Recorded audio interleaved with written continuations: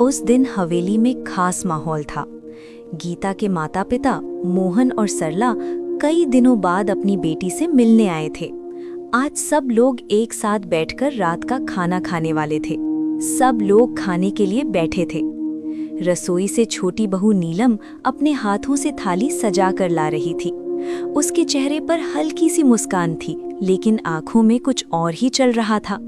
वो एक खास थाली गीता के सामने रखती है। उसी समय दरवाजे के पास खड़ा भोला सब देख रहा होता है। उसके चेहरे पर शक साफ दिखाई दे रहा था। जैसे ही नीलम पीछे हटती है, मालिक, एक बात कहनी थी। सबकी नजरें उसकी तरफ मुड़ जाती हैं। क्या बात है भोला? मालिक, ये जो छोटी बहू ने बड़ी बहू के सामने थाली रखी है, इसमें मुझे कुछ गड़बड़ लग रही है। कुछ दिनों से मैं देख रहा हूँ, छोटी बहू खाने के साथ कुछ ऐसा करती है जो ठीक नहीं लगता। पूरा माहौल एकदम शांत हो जाता है। चुप, तुम एक नौकर हो, तुम्हारी हिम्मत कैसे हुई मुझ पर इल्जाम लगाने की? छोटी बहू, मैं झूठ नहीं बोल रहा। अगर मैं गलत हूँ तो आप ही ये खाना खा लीजिए।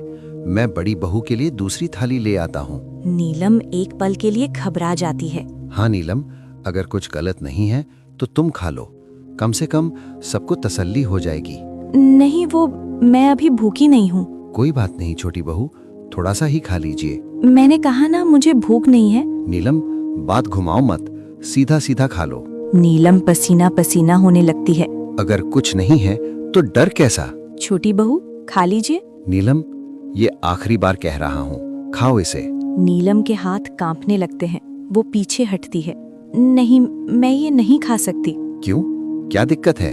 कुछ पल का सन्नाटा, फिर अचानक नीलम के मुंह से निकल जाता है, क्योंकि इसमें जहर है। जैसे ही ये शब्द निकलते हैं, पूरा घर सन रह जाता है। सरला हैरानी और दर्द में, नीलम, ये क्या कह रही है तू?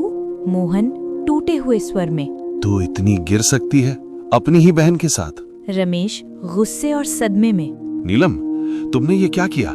गीता के साथ ऐसा क्यों? गीता चुपचाप खड़ी रहती है।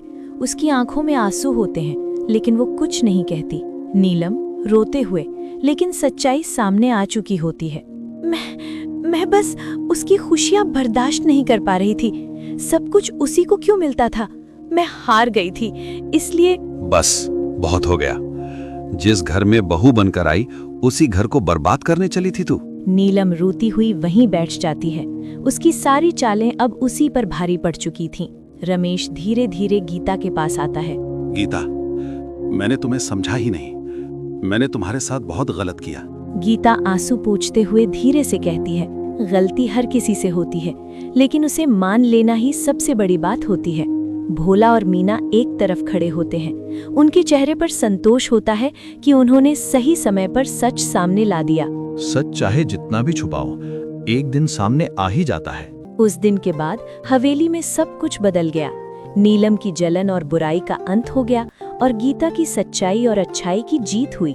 समय के साथ घर में फिर से खुशियां लौट आईं और सबको ये समझ आ गया कि दूसरों के लिए बुरा सोचने वाला अंत में खुद ही हार जाता है।